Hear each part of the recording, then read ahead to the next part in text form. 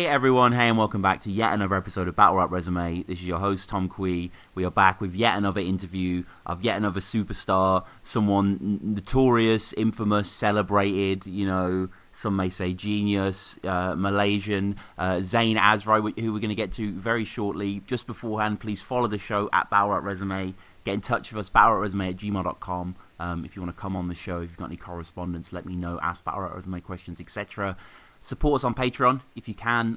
Leave us a review on iTunes as well. I appreciate those. I like reading those. I take the criticisms and whatever. So if you're curious, check one out. Leave one there. But today's guest is someone that sort of defies description to a certain extent. Watching these battles, they really. The audience are in a different state of disarray. You as a reader, as a writer, the way this guy uses the English language, the aphorisms, the sort of recycled stuff, to a certain extent, is what Mark Grace accused of. I'm joined by Zain Azrai. Zain, how's it going, man? I'm doing great. I'm happy to be on Battle Rap Resume for the first time ever. Yeah, it's great to have you on, man. I mean, we've mentioned you a lot on the show, actually. Respect BA, Mark Grist, as I say, as well. You've had a lot of high-profile sort of 2012, that sort of era performances for Don't Flop. Okay. You want to break down the battles that you're talking about first, and I can add to that, or would you like me to say something? I think I've just as a setup there, we've got, if people do know you, they know you from that, but the career is wide. We start on cam with Tacmatic, but was that your first battle or? No, my first ever on-camera a cappella written battle was against Mr. MC Stiff. Right. Way back. I don't even remember. I think it was 2010, 2011. Okay. And he's Malaysia's 3-time freestyle rap battle champion, and I lost that. That was judged by Lo Pesci, I think Bender and Tantrum, and they all gave it to MC Stiff justifiably. I was horrible in that battle.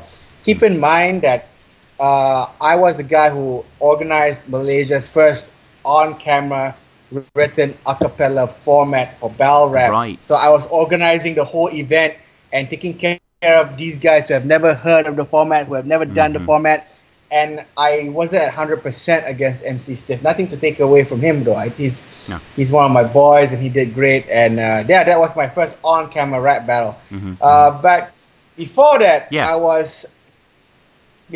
I started out about 10 years ago in Think You Got Skills. It's like Malaysia's Scribble Jam. Okay. And I would go every tournament and battle. And I only won Think You Got Skills after I temporarily stopped going battling overseas. I guess the training overseas benefited me when I came back, and I finally won the whole shebang. So I'm technically official Malaysian rap battle champion now, but not when I was traveling and all that.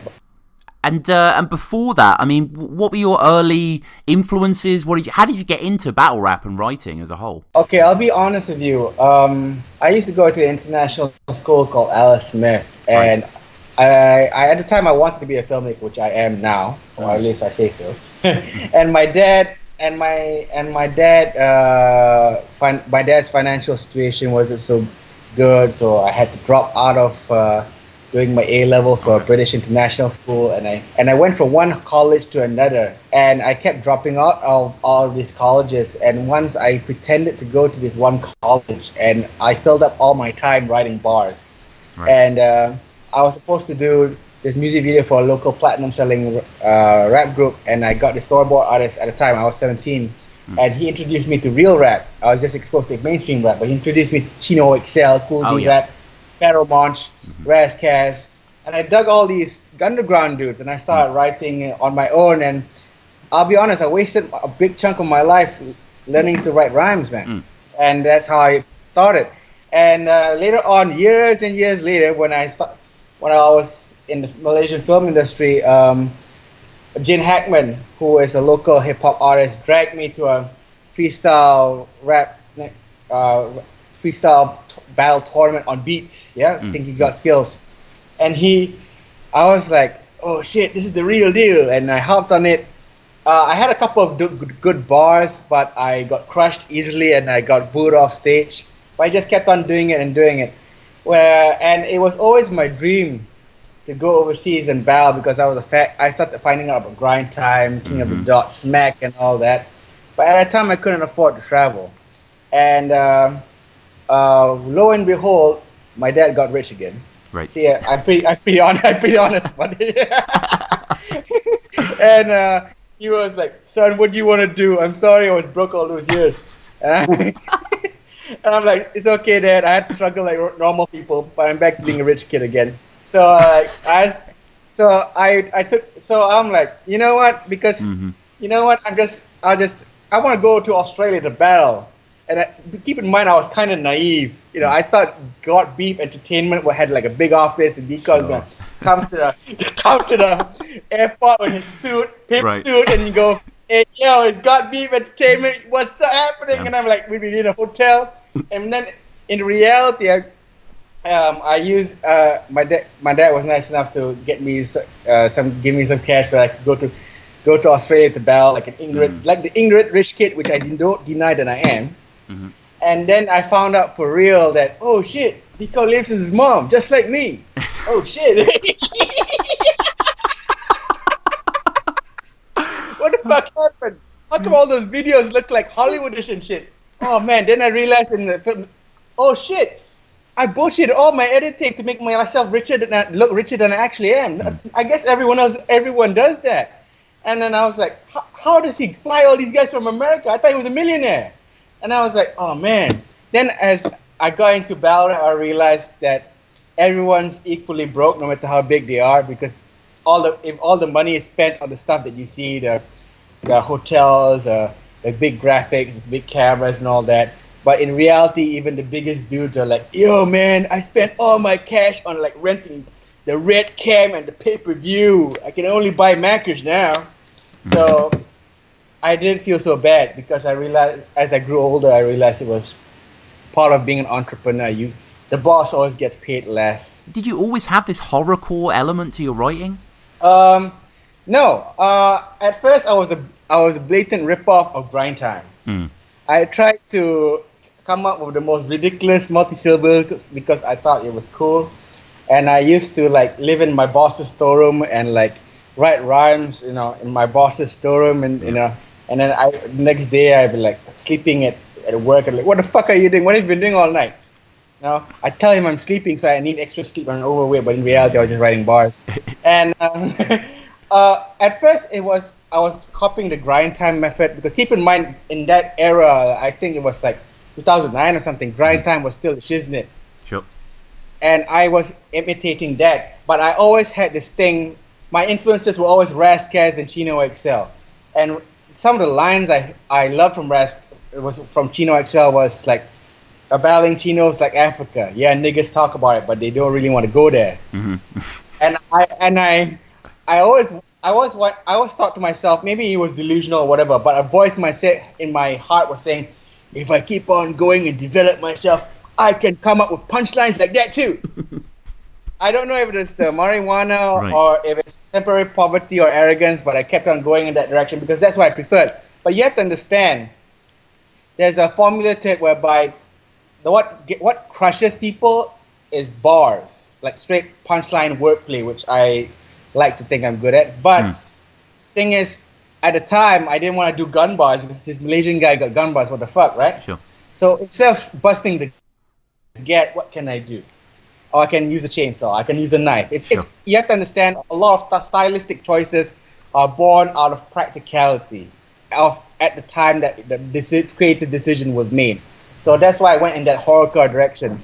And then later, it was only later on in Ballarat when guys like Fresco could get away with gun bars. Sure. And I was like, if he can do gun bars, I can do gun bars too. So I came up to North Club and said with all these gun bars.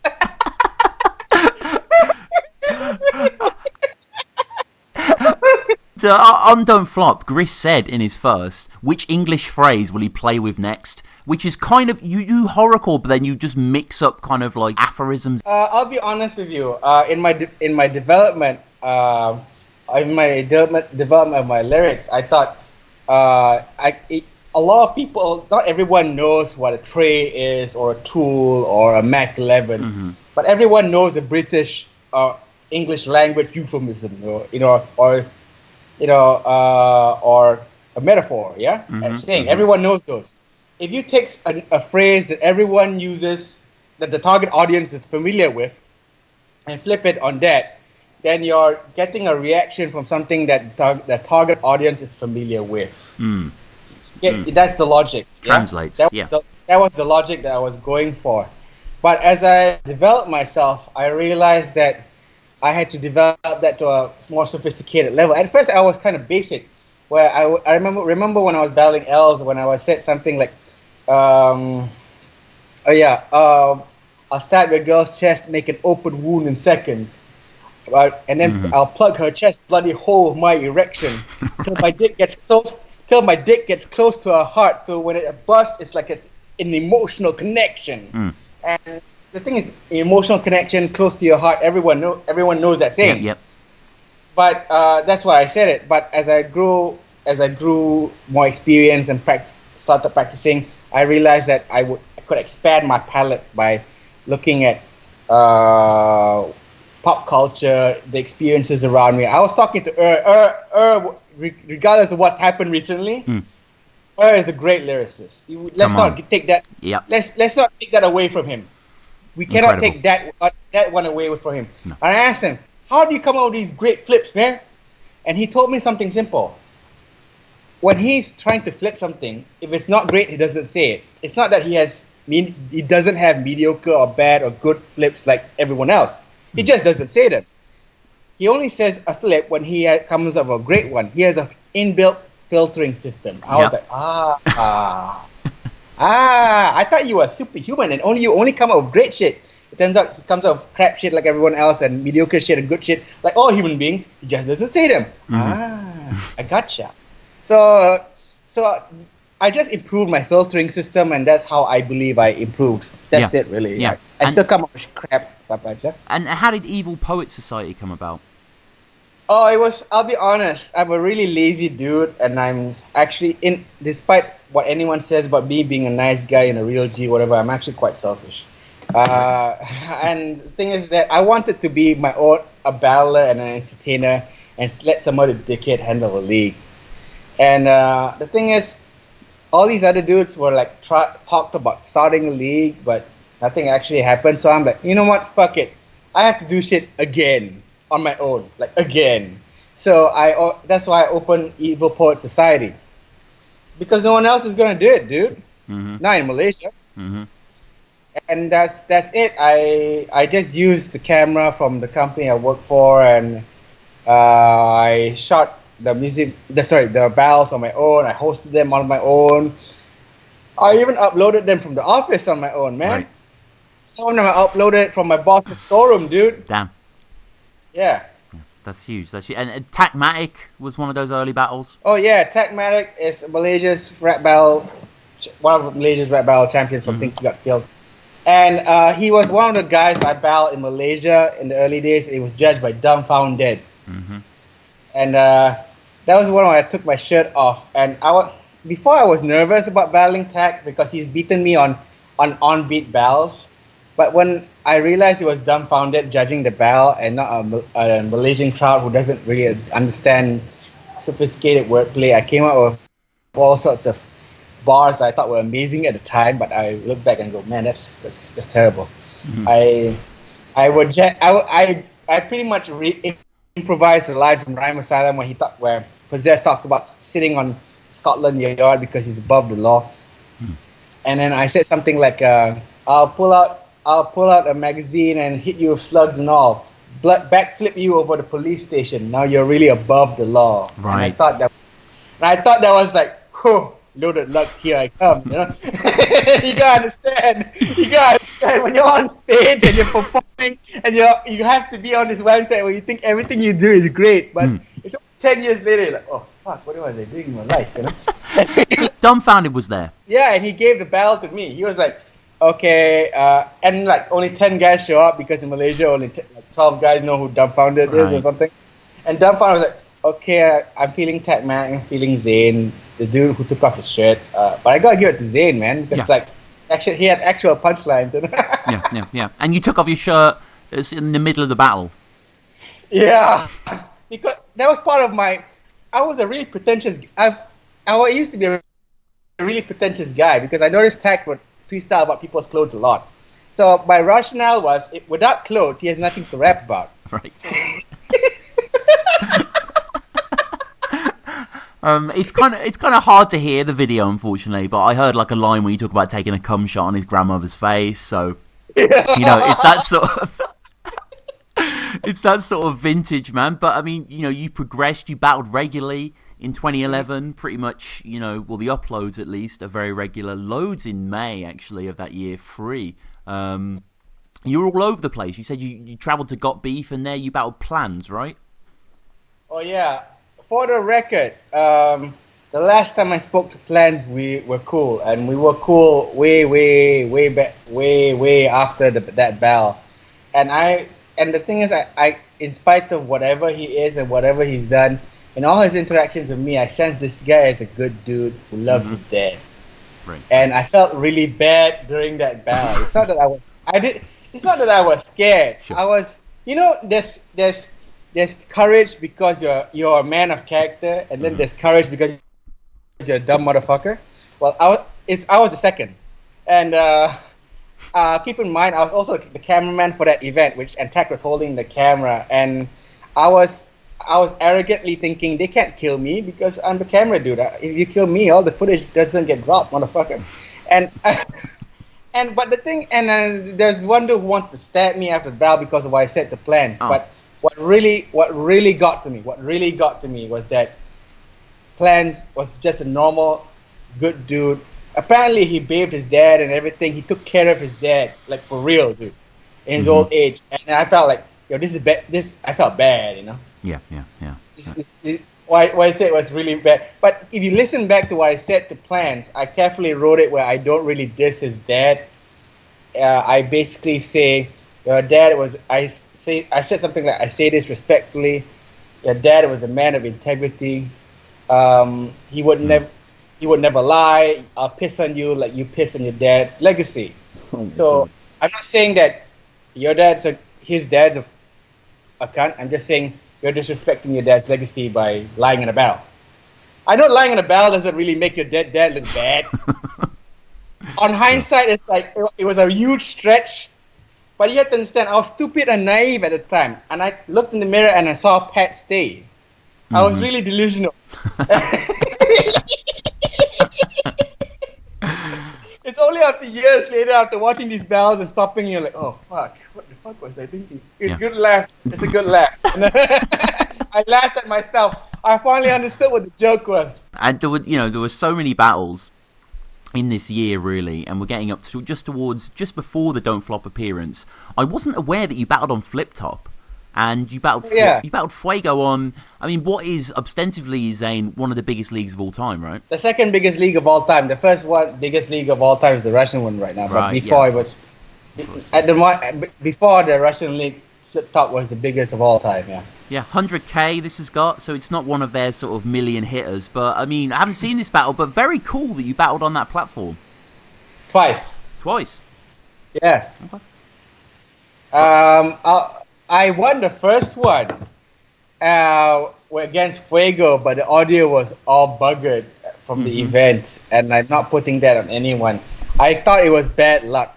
My first win on camera where the footage was okay was, guess which league? Don't Flop. Yep. Look, I'm a sinner and I make mistakes and I do fucked up shit I'm not proud of, but I am a Muslim and I believe in God, and I think Allah meant for that battle to get fucked up, and Allah didn't want my battle decoy to come out and all this other stuff, but He wanted me to lose on camera and have my first win on Don't Flop against Most Prop. What was Don't Flop to you at this point? Were you a fan looking forward to getting on the league, or? I thought Don't Flop was the ultimate league. You think I expected Decoy to come out in a limo suit? Right. How rich do you think I thought was? I thought had like a mansion, 50 white butlers and all this shit. I was like, yo, I'm gonna hang with Right. Not because I'm his friend, but because I want to leech off his fortune and make fun, party with strippers and shit. And I loved some of the ballers and all that. Don't Flop to me, right, as a ball fan was like one of the holy grails of ball rap, and to go there would be like ascending into heaven. And I thought that it would get so many views for Malaysian hip hop because at the time I was so naive that I thought if we travel all over the world and showed how dope we were, the whole world will look at Malaysia. But of course, it clearly hasn't worked out that way. And keep in mind that before I flew to Don't Flop, Flex Digits was in Asia, and I got Flex Digits to come down to Malaysia and battle Tagmatic on Malaysia. That is the first ever UK versus Malaysia rap battle. Wow. Way before I went to Don't Flop. Didn't know that. That's cool. Yeah, but unfortunately, due to unfortunate circumstances about round times and all that, well, in the end, Tag was beaten by Flex. Okay. Because I told Flex it was supposed to be 3-minute rounds, and Tag had 3-minute rounds, and then Flex thought it was 1-minute rounds on the venue, and I did. And at the time, I didn't know what kind of people Don't Flop were, and I didn't want him to go back to England and say, "Yo, these Malaysian guys fucked me over." More on that later. And so I made mistakes. Right. But I told Tag to cut his 3-minute rounds to 1-minute rounds, and Tag understandably thought I was being an asshole, but I felt I was making the decision for the future of Malaysian battle rap, so as not to cut off ties with England. Because for all we know, the guy running the British League could be the biggest asshole in the world. Okay, I know he's not really the biggest asshole in the world, but I didn't want to piss off Don't Flop. No. And so things worked out, and I hit up for the Don't Flop logo and everything, and we managed to put the Don't Flop logo in that particular battle. I thought it was the biggest thing in the universe, dude. Right. And then when I finally got to Don't Flop, the battle Most Prop, to be honest with you, it's because my parents were taking us to England for the first time as a family. It was a family holiday, and I was like, I mean, people think that I go to all these battles just to go there and battle, and some of it's true. Okay. But sometimes I'm just there because of a family thing or work. Sightseeing, yeah. Sightseeing, and I hit up I'm a battle rapper from Malaysia. Remember me? I got Flex down here, and I want to be on Don't Flop. Hit me up, baby. And fast forward later on, when I asked well, how did you feel when it hit you up? He said, I thought you were fucking kidding me, bro. I thought you were trolling me, bro. Fucking Malaysian coming all the way to England to be on Don't Flop, bro. And I was like, hey, man, I'm saying that. Yeah, I'm glad you did.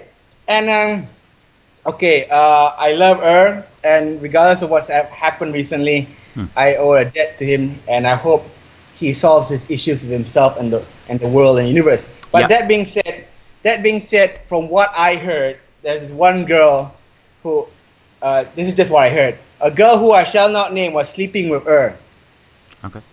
And she was Australian. And she saw this rap battle I did with Fluence in Australia, which today is still Australia's longest ever rap battle. And I think saw the battle just because he wanted to fuck her. Like, if it weren't for her, he would never have bothered watching my battle. So he's like, oh, fuck it. I'll watch this battle and then I'll fuck her. Oh, shit, this guy's hilarious. And then he hits me up, oh, this guy. So if it weren't for hunger for pussy, which he got, thank you. Good for him. I wouldn't have been on Don't Flop, bro. If was celibate, no Zayn Ezra and Don't Flop. That's the reality. And it's at a weird angle, isn't it? It's kind of like the way it's filmed in like a square. Sort of robs it of the intimacy. That I don't know. That was the first time I ever saw Liam Bagnall. I was like, hey, Liam, aren't you that guy? I saw you in the background at Immaculate Bell. He's like, yeah, man, I'm like a fan. And I see him the next time I come to England. Oh, you're a big fan. You're holding the camera. He's like, I was holding the camera the last. Oh, yeah, I remember you.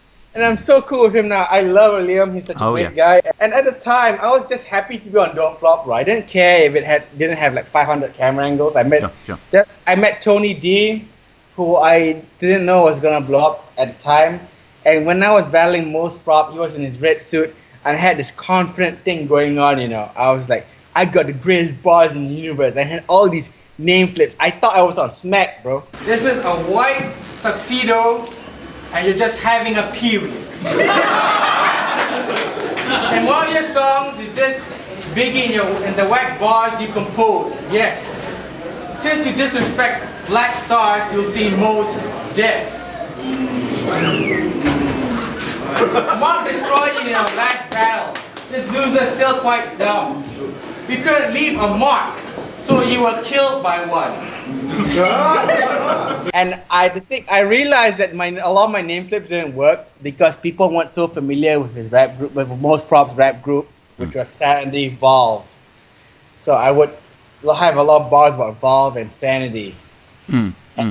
The line where I said my dive game's crazy actually is because the punchline was something in. I'll put a blade in your crew, so it'll be insanity. You know, I thought, but the setup made everyone laugh. Why is everyone laughing at the setup? It was a serious Smack setup. Sure. You know, I was a delusional motherfucker. I laughed at myself back then. You know, and I was like, looking back, I was like, I actually said my net game is crazy. Actually, then I realized because I went to Al Smith and I hung out with a lot of posh kids, so I don't realize how lame it is. Right. R.I.P. on a grave because a hymen got ripped. Oh yeah, I love that. But I stand by that bar. I don't care what no hard. one says. That's hard. Girls. Ain't no one ever said that, bro. No. It works. Girls' life would be good without you. She'd have no prob. Yeah. Like, you know, the first is hard, man. It's like, I think, you know, he surprised a lot of people, and Most Prop is quite surprising, as you say, in his red tuxedo, which you do flip as well. He's having his period. And it was a very red, sparkly thing, wasn't it? Yeah, and I was like, whoa. You want to come lose this battle, bro? But you have to understand, at the time, his thing was self-deprecating humor. And I remember saying on camera later on that Most Prop is actually a really talented guy. He just has to stop this self-deprecating thing and he'd be a beast, which he became eventually. If you notice, he became so much better once he realized how good he was. And I guess Allah knows best. In the end, he has gotten more views than I have or ever will by proposing to his girl. Yeah. To me, that's bigger than battle rap. That's more important. Yeah. Huge moment. And, you know, it's a good battle. It's an under-view battle, as you say. This was 2011. August 2011, so a long time ago, before Don't Flop really was a full force. You know, it was sort of gathering here, you know, and growing. And, I mean, what do you think of the battle? You know, clearly you win, you know, the 3-2, the judges go with yourself. Must have felt good. But I felt good because number one, my first win was on Don't Flop. Number two, when Possessed said something nice about me, you gotta understand the mentality of a dude listening to Rhyme Asylum in Malaysia and watching Possessed on Jump Off. To finally meet him in the flesh and shake his hand is one thing, but to have him say, "I'm feeling the accent, man. I'm feeling the accent." My man Zayn, just saying that, you know, it's as if you know, Mama Gandhi said I was the second coming or some shit, you know, and I was like, whoa, you know. After all those days just writing bars in my boss's fucking storeroom, you know, I'm writing bars or skipping college and shit. Possessed likes my stuff. Yeah. He just like, I don't care if he doesn't even stop watching my battles ever since it just likes one syllable. It made me happy. Yeah. You mentioned in the third about winning 3 awards for a documentary you made? Yeah, that's a fact. What was the documentary? It's called Twilight of the Longhouse. It's directed by Ike Ong, the first Malaysian and who was the director in the Directors Guild of Great Britain. He was my boss, and he was the producer and director of the film. And the film won 3 awards in the United States. It is the first feature-length Malaysian documentary to win 3 film festival awards in the United States. And he made me associate producer of that project. So, and the reason why I said that was because I found out that Most Prop does production work as well. So I said that to say, you know, even in our day jobs, I crush you, you know. And so but I'll be honest with you, Ike Ong, who was the director of that project, has done so much for me and has taught me most of what I know in spite of everything. But the truth is that I don't want to do documentaries about strong social issues. That's not my thing. I like to do narrative stuff. So I try not to bring it up anymore because I want to establish Zain Azrai, not the student of someone or the employee of someone, but my own brand in my own right. But I acknowledge and respect all the things that everyone has done for me, regardless of what wrongdoings I've done or that I'm currently doing. That will always be the case. Yeah, sorry about that. And you had, lots of appearances on Don't Flop pretty much in this era, including teaming up with Tacmatic against Shazam and Tay-Tay. I haven't actually seen that battle. How was that battle? Okay, I can tell you the whole saga of that story. All right. I presume you don't have a time limit because this is a fucking great saga, bro. Okay, it's like this. This is in my spoiled brat, selfish rich kid days, right? So I couldn't even practice my bars for most prop in our family apartment. So I told my mom and dad, because you just want me to hang out with the family this whole time, I want a free trip to England next time, just with me. They're like, okay. And that was what? Blood in the water. And I took some of my allowance and paid for Tacmatic's flight. And I jacked my mom's credit card to pay for our hotel. Right. And it was horrible. I told myself in my mind that I was doing it for the good of Malaysian hip-hop. But as I grew older, I realized I did it for myself, for the glory of it. And I realized, dude, I jacked my own mother's credit card for the glory of hip-hop. What kind of a cunt? I'm a fucking cunt. And I think karma got to me because in my eyes, I fucked up my L's battle bad, even though I won because I was stuttering, and keep in mind, another guy, MC Stiff, was supposed to be battling with Tacmatic in a 2-on-2, but he couldn't because I tried to jack my mom's credit card to pay for his flight, and that didn't work, and someone might have gone to jail, so he couldn't come, and and the only reason why I wasn't in jail because I'm my mom's, my mom didn't want to press charges against me and forgave me and shit, but it was all fucked up. And so because MC Stiff couldn't come, I started, I took his place. And because I had to try to solve that problem, I didn't have enough time to practice my own bars, and I had to write bars for Shazam and Tay-Tay at the last minute of Tacmatic. And so, about the Shazam and Tay-Tay battle, me and Tech was like, we wrote the bars last night. Even in the fucking battle, I even raised my hand and said, I forgot my bars because I wrote them last night and I started freestyling and shit. And I realized that even though I liked Tech's bars because they were unique and clever, it wasn't hitting as hard as I thought. Then I realized that there's a difference between being clever and being hard hitting. And a lot of the bars that I thought that, and then when I said some bars like I'll stab your bladder just to take. I thought that was the hardest bar ever, and people were like, and when I told that to Tech, he thought it was kind of corny, and I realized that hey, even though it is kind of corny, admittedly, when you understand what makes the crowd tick when it comes to bars, you sort of like build on that. So. Yeah, and that's one of Er's favorite Don't Flop battles from Zain Azrai. When I said, I'll make Shazam and Tay-Tay have the same face. And I was disappointed out of the battle. I told Tacmatic, dude, Malaysia lost to Sweden. We'll never go back again. But you return against Els, which I just want to focus on briefly. When I cut your bitch to pieces, it's like when I sexed your mom. And she never gave me a blowjob while we get it on. I got to see a nice body, but the head is gone. What else? Wait. I actually like your flow. The fact is, these shoes were made in Thailand for 2,000 pounds and cost more than your whole wardrobe. Kind of in retrospect, I don't know if it was this at the time, but it's kind of two guys who are offensive, who are stereotypical attacking, going against each other, doing different things. Els in his first saying, Thousands of your women have got ho in their name. It's a cultural trait.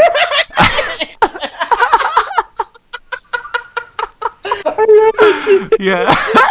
It's a cultural trait for Asian women to fuck for money, is what he says quite plainly. It's offensive shit. You have to understand. Okay, I'm an Asian guy and you're a white guy, Sure. so I guess I have the right to say this. Is if you think about it carefully, you white liberal folks are more likely to be offended by that shit than Asian people, Right. because you think that when you liberal white folks are offended, you think you're like one of the team, that you feel for us. What you don't understand is that any Asian dude who goes into battle rap, they think it's funny, man. Or else they wouldn't be in battle rap. You have got to think from that angle, you know. I don't understand why white folks have this idea that I'm going to the ring with a white guy in England and he's talking shit about me being Asian. I'm going, oh my god, I totally did not expect that. My life is ruined. No Asian dude thinks that, dude. I mean, if any Asian dude who thinks like that, they deserve to get racism thrown at them in a rap battle, because they shouldn't be there to begin with. And I wasn't offended. I thought it was hilarious because, if I were to battle you on Don't Flop and have 3 rounds about you being French because you're white, Sure. Would you be offended? I suppose not. No, when you put it like that, no. So when some white dude calls me Korean for three rounds, it's the same thing. There's no reason to be offended. It's just, you just got the wrong country. But we'll get to that in Shonda Rhimes' battle when she actually addressed the actual country that I was from. In your first, you break down his name, named after your fan club, Everybody Loves Zayn. Yeah, ELZ, ELZ, everyone loves Zayn. I mean, I was it's quite a trick, proud of that. Strangle bitch, stop breathing, like love took her breath away. I said, I'll strangle you, bitch. She stopped breathing, let's just say. And everyone started laughing at she stopped breathing. I was like, what's so funny? Smack guys say shit like this all the time. And I said, let's just say it's like falling in love because I took her breath away. And then Unula was like, And then I started going on and on. You have to understand that once you understand... Sorry, just stab knife into rotting chest. It's just like crazy. At the time, I thought he was going to... I thought I was like smack level, you know. But when I look back, I'm like, why did I say this shit? I stabbed my knife into her rotting chest. No, the reason why I said that was so that I could lead up to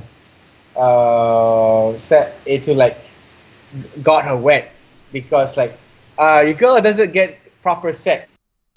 So I drowned her in a toilet bowl and stopped her breath.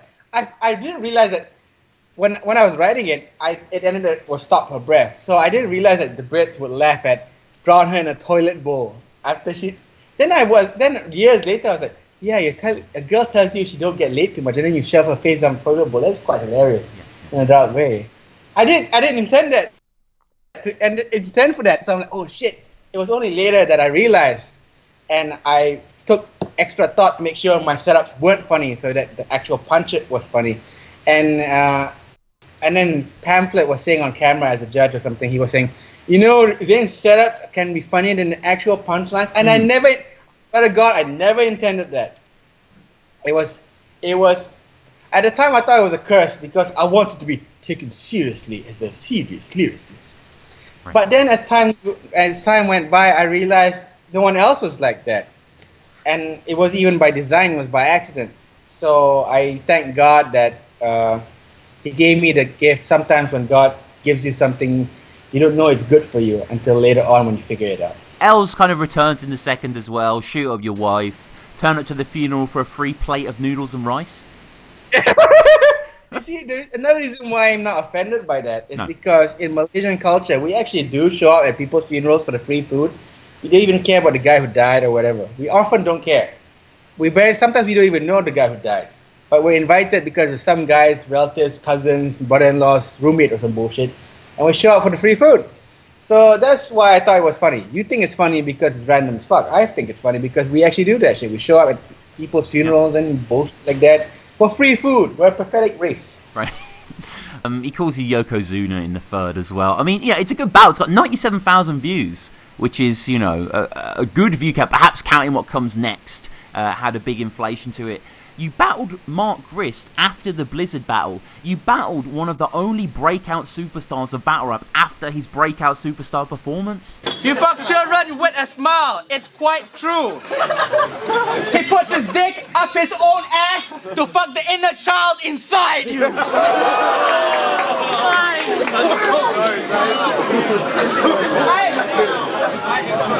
I call my bad girl baby because she's a classy lady.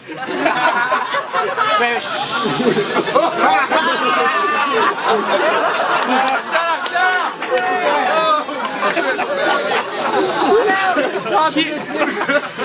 You call your girl baby because she's an actual baby. Oh, I planned that. Okay. Prior to this interview, I told you I was gonna lay a lot of things bare because I don't give a fuck no more. I'm 33 years old. I ain't got nothing to lose. Erg is no longer gonna. Is no. I don't have Erg to suck up to, so I'm on my own. So okay, it's like this. When Blood in the Water happened, I was physically there to witness Mark Grist tear apart Blizzard, and there was energy in the room that like the world had changed. Right. And the universe. This is my belief. You don't believe? I can't prove it to you because if you can't feel it, then you can't feel it. But this is what I felt. The universe told me, Mark Grist is going to be big. It didn't say how big, but he's going to be big. So when hit me up, Zion, bro, you want to come back to Don't Flop, yeah? You got two choices, Mark Grist or Bowski. My logical mind said I got Bowski because of the style thing. But you gotta understand, behind all the bullshit laughs and the hysterics, I'm a shrewd motherfucker. I thought to myself, Grist is gonna be the next big thing, I'm battling him. And I don't think even Grist knew he was gonna be big. So I better fucking convince him before he backs out. So he was like, you wanna battle Grist, bro? I thought you wanted to battle Bowski. I'm like, yeah, no, I don't wanna battle, I didn't wanna tell her why. I just wanted it to happen. And then I hit up Mark, I was like, I gave him the usual, it's going to be a great battle and all that. But deep down, in my mind, I knew it was a calculated decision. It was not an accident. Right. I did not believe in my heart that we'd have a great battle.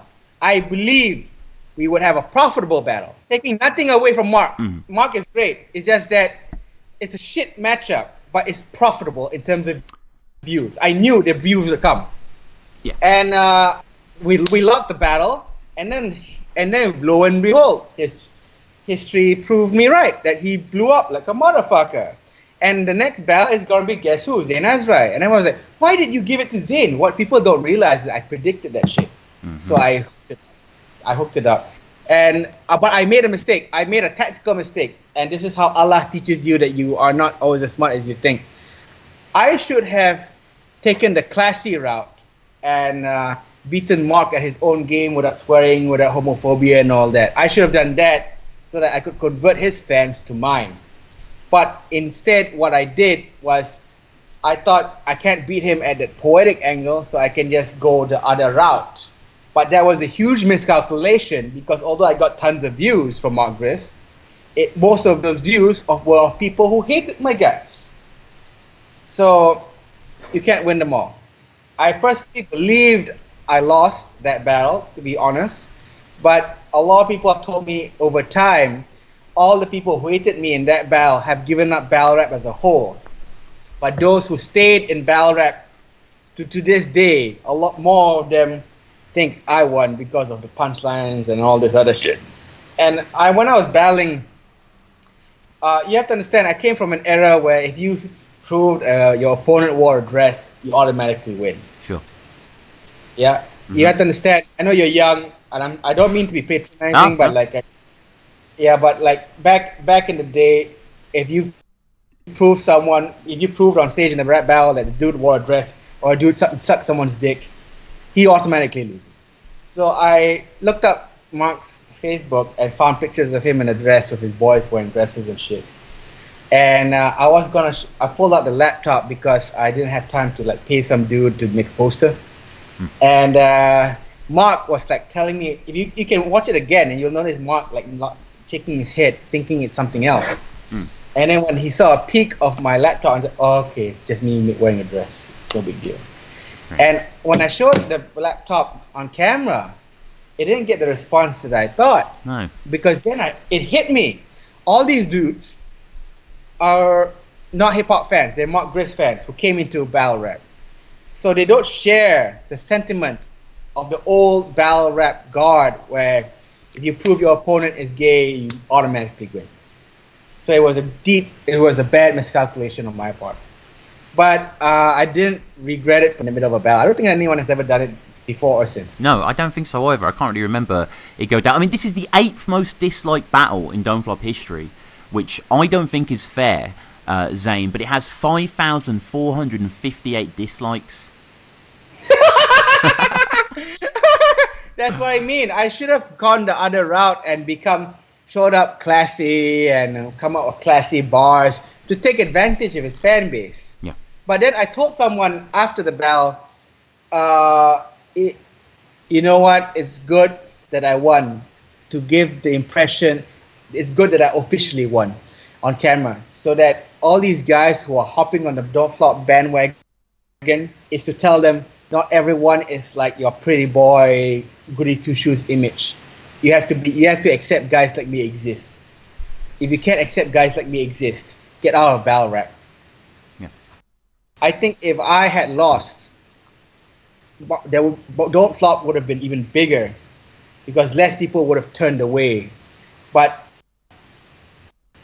I realized that what I predicted was inevitable. When you get a lot of lay people, a lot of normal people into battle rap, you notice since in that era, there were these dudes doing blogs like, is there too much homophobia in battle rap? Right. Is there too much offensiveness in battle rap? Is it wrong to touch on racism in battle rap? All these so-called socio-political issues. Right. To give the impression that you're so fucking smart and you want to change something that was like this before you came. You weren't here during the jump off era. You weren't here during the smack era. Fuck it, you never even listened to hip hop. Suddenly, because of Mark Griss, you hop on here and you tell us what to say and what not to say. Fuck you. Fuck you. And although I believed I lost, I'm glad I officially won because I think when I officially won, it drove a lot of people away. And these people shouldn't even be in battle rap. You have to accept that your guy that you like doesn't always win. Yeah. And you should accept that guys like me exist. I'm not actually homophobic in real life. I've changed and all that. But you can't. Dude, it's an art form and a sport about belittling other people to rap. By definition, to make it friendly goes against what it actually is. It's an intellectual conundrum, You don't go into a vegetarian restaurant and go, you know what, you guys should serve steak. That's basically what these guys are doing. That's what all these niggas are doing. When they come up to Don't Flop and want, there's too much homophobia. And I remember had to say like, oh, you have to understand, not everyone people in Don't Flop aren't actually homophobic. I felt like saying, so what if they are homophobic? Not that they are, but if they were, so fucking what? Is that right? As long as they don't go to fucking gay bar and fucking fuck with everyone. If they don't like gays, I don't agree with them, but it's their fucking opinion. Fuck you. If you don't like their opinion, go fuck off. Right. This is battle rap. Fuck off. And Someone should have taken that stance. And for the good of the culture. Sorry, Chris. So what are you saying then? What, it got diluted with someone like Grist, or? Yes, and it's not Griss' fault because Griss is who he is. He would have brought a lot of people into it. A lot of people. Yes, he did bring a lot of people into it, and this is not his fault. But that moved Don't Flop and UK. It's just UK battle rap. Okay, Smack is still Smack. It made UK battle rap into this thing where it's paved the way for guys like the Marlows and what's that guy's name? Shuffle T? Marlo and Shuffle T. Yeah. I got nothing against those dudes. I like their shit. But I think it's not cool for you to get into battle rap and not listen to hip hop. and not even give a fuck about hip hop. That's not cool. That's not cool straight up. Because that's like you want to train as a kung fu fighter, right? And you go, I don't like that Chinese food, bro. This Great Wall shit, don't go down with me. Right. But I want to know kung fu. You know how bullshit that is. Right. Like, look, I would say this to Marlo's fucking face. I love him. I love his work. I think he's great at what he does. But straight up, you should. If you don't like hip hop, if you don't even want to bother to listen to hip hop, I don't think you should be in battle rap. Straight up, I won't compromise on this. Like I said, if someone wants to learn kung fu and says, I'm not into the Great Wall, I'm not into Chinese calligraphy. Mm-hmm. I don't want to know anything about Buddha and Taoism. I just want to learn to kick people's asses. Is that fucked up or what? Any Buddhist monk will say, you're full of shit, man. Right. Yeah. But what? And I stand by it. Okay. But what about the writing? I guess, like, if that's what they're saying, it's about more than anything. Oh, it's about the writing. Of course, yeah. That's the writing. And the thing is, their writing, no one can deny their writing is good. But if you look closely at what Marlo and Shuffle do, they rarely have great punchlines that are like hip hop ish. Like there's certain things like where Razkaz says, "I masturbate with the hands of fate and bust nuts on Mother Nature," and to bring it closer to home in the UK, Rhyme Asylum is full of that shit. Nothing Marlo and Shuffle ever write is anywhere as good as that. I mean, tell me I'm wrong. If anyone disagrees, comment below. I don't know anyone. Yeah. People can. You know what? Yeah. I challenge you guys who don't even listen to hip hop to listen to Rhyme Asylum and say to me, Marlo and Shuffle can write better punchlines, and explain why. You're telling me anything that Marlo and Shuffle have written is better than I rub salt in the bullet wounds to make the slugs dissolve, or I got master degree burns from a heat stroke of genius.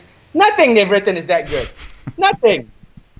Let's cut through the hype. Those are fire. I've not heard those before. Those are fire. Yeah, no, and I'm a guy in Malaysia. I'm listening to Rhyme Asylum, and all you British guys who don't listen to Rhyme Asylum, fuck you. I don't care if I lose fans over this. It's your country. These are your legends. You should know. Okay? And the thing is, the whole point of battle rap originally was that you battle, you have music, you have merchandise or something, and then people check out your music. Yeah? And although I don't make music yet, I go to actual freestyle battles on beats, and I battle people. Sometimes I win and sometimes I lose. But I know guys who do make music, who write good music, write rhymes for music. Even in your country, Tony D. You're telling me that some of the best guys in your scene, Bobby Rex, Tony D, they don't make good music. They make great music. So, but now because of the Mark Grace situation, Mark Grace era, and all that, right? All these guys who watch UK battles, not into rap music, you know what I'm saying? So Tony can battle soul and put on a loaded Lex level performance, and like 20%, only 20% buy his album, bro. How is it worth his time? I mean, I love Tony and all that, and I'm saying this from a place of love. Don't you think Tony deserves all those viewers to buy his album? I challenge anyone to say no. Yeah, he does. If Soul had an album, which he doesn't, but if he does, doesn't he deserve all those viewers to buy his album? Yes. Of all those times writing and prepping and all that, goddamn right. They deserve people to buy their albums. They deserve people to come to their shows, to watch the shows, and pay tickets to watch the shows. But that's not happening because all these guys are, I'm not into hip hop, and it's gotta be open minded. It's about the lyrics. You have the audacity to tell me to my fucking face that you don't like hip hop and you say it's about the lyrics. The word lyrics is specific to songs, right? The word lyric comes from stuff that you write for songs. So when you destroy where it came from, you have forgotten the essence of what that thing came from. You understand? And I don't care if I get boycotted in England for saying this shit. Let's keep it real. It's the truth. It's the fucking truth.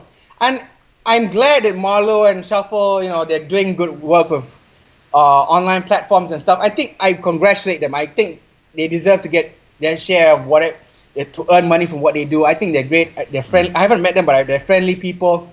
But we gotta maintain the essence of what battle rap is as part of hip hop. And look at all these fans who don't like hip hop who jumped on battle rap. They left. They abandoned battle rap when battle rap needed them the most. So you tell me, who's keeping it going? Guys who actually listen to rap music. Just to get back to your first versus Grist, you called him a child rapist? Yeah, I know that he's not. Right. But like, I wanted to come up with the best pedo bars of all time. Oh yeah, they're good. He wasn't born yesterday, but the babies he rapes are, which is kind of amazing. Really, this is to the test. Was this to the test 10? Yeah, there was two test 10. To To the test 10, yeah. Yeah, I mean, crazy event this one, and the hype is unreal, really, because of Mark. It seems at boiling point with this crowd. Everyone knows this recognisable to the Test 10 crowd. West Yorkshire, beautiful atmosphere here. Real vintage classics, including this one, which is controversial for all the right reasons. I mean, we mentioned the laptop before, but just like your style of writing, it's getting a huge reaction in the room. I'll be honest with you, I was very confused. Y'all niggas cheer for me when I write these bars, and then when I win, you boo me. Fuck you. I mean, why? Then don't cheer for the bars. If you don't think I should win, then don't cheer for the bars. Why give me a false sense of hope? Yeah, you use your own umbilical cord as a dildo. Whoa! And then when I win, boo. What? Yeah, Luna C Cup. Yeah. Luna C Cup. Oh yeah. And she makes African dicks disappear. Call it black magic. Yeah.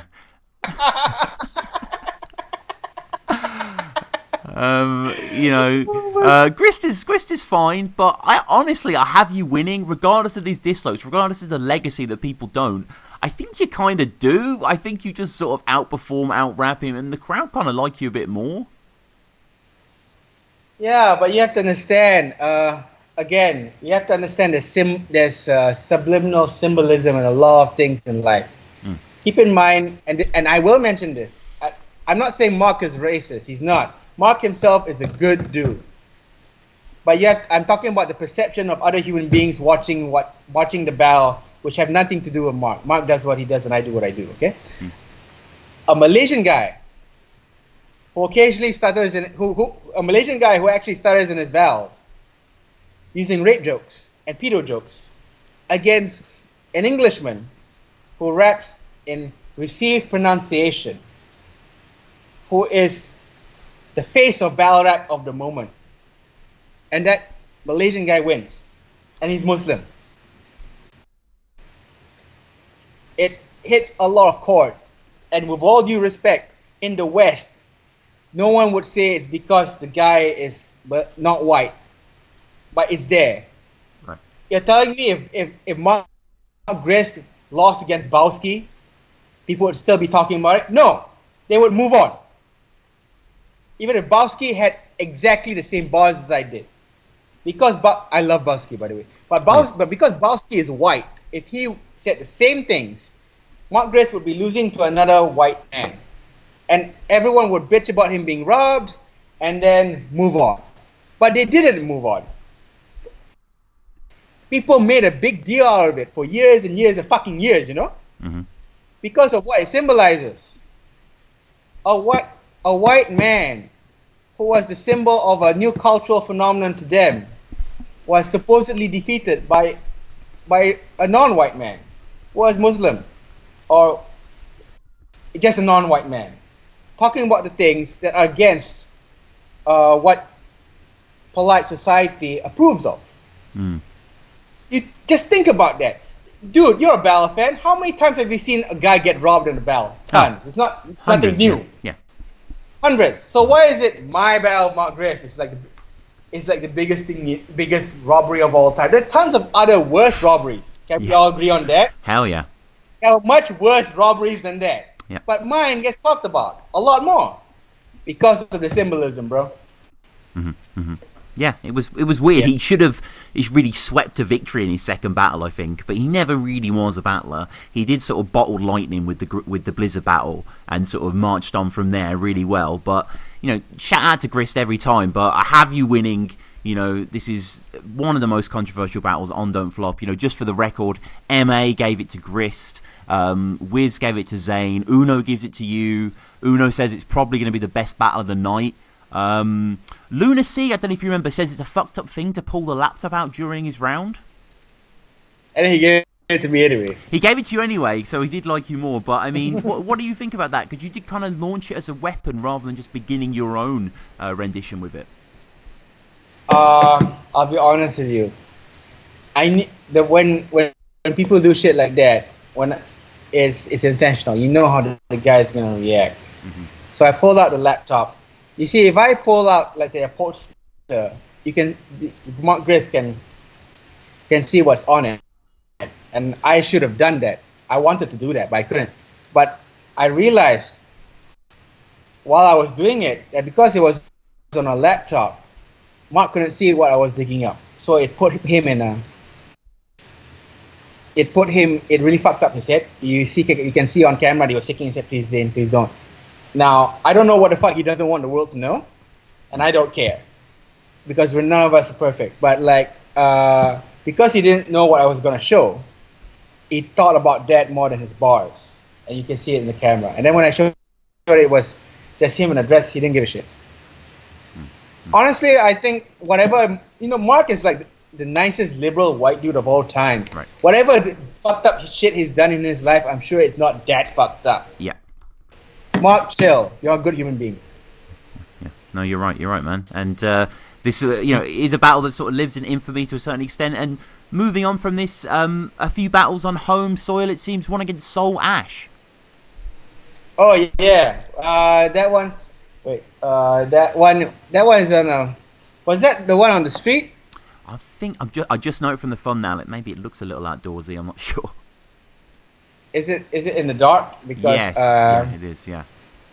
Okay, that was an impromptu rap battle on the street, and it was a cipher, and I started rapping against Soul Ash for some reason, and he hit me with this line, and he's got some great bars. He says, I'm the Malaysian Rascas.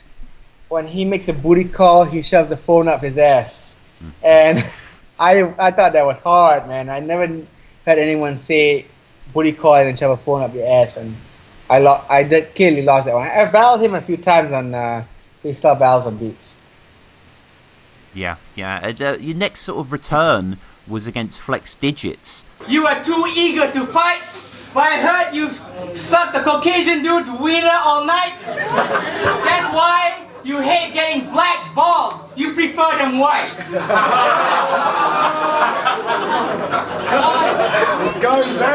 When Flex says racist statements, that's normal, mate. He takes his black... Wait, what? Let's go, Zayn! He dates his black girlfriend, so the basic facts correlate. This racist fuck said when he and blacks fornicate, he calls it Black Forest Kick. Which is apparently was a battle long time in the waiting. Yeah. And Flex wanted to battle me. He was the guy. Flex is a good dude. He's my friend. And he during the Mark Grist battle, he thought I robbed Mark. You're battling me next.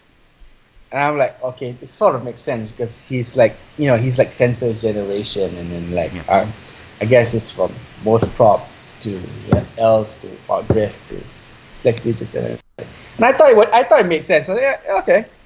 And I wrote my hardest for Flex at the time, and I think I lost because I fucked up my third, because my third round angle was that he was suicidal because he took drugs and all that, and I realized, oh shit, it's not true. And yeah, Yeah. I only did well in 2 rounds, I think. Yeah, it wasn't bad. He was good here. I think he has a strong, quick round. He talks about you're only here for the Manchester weather. You heard it was raining cats and dogs. I think I took the first. Okay. He definitely took the third. The second, I don't know. I had bars like I'll fuck your girl, raping her hole for hours. She gave my dick the Midas touch, so I gave her a golden shower. This was, you gotta understand, this was Flex Digits, okay? I really stepped up my writing game as much as I could for him. And I said something that was not right about the Prophet Muhammad as a flip, and I regret it. And I wish I didn't say that because I didn't mean it. And also because God fucked up the rest of my trip in England. I was stuck in England for 4 months after the Flex Digits spell, bro. I was homeless in England and all that shit. Wow. And, so for the record, guys, if anyone listens to this, keep in mind, you talk shit about the Prophet. If you're a Muslim talking shit about the Prophet Muhammad, God will fuck you up. So don't do it. Okay. Yeah. And I mean, sorry about that. In the third as well, you talk about needing drugs. How can you kill me in a battle? You can't even kill yourself. I actually was proud of that one line, but it doesn't work because you never actually tried to kill himself. You have to with personals, you gotta make it believable. Mm-hmm. But Flex is all chill, nah, man, I didn't try to kill myself. Yeah. I was like, I presumed anyone who would take that much drugs would kill themselves at one point. Okay. But I guess I was wrong. Okay. And you say that he fought a Catholic guy in Leeds? He did. That's a fact. Again, I love Flex. But, Flex is the man.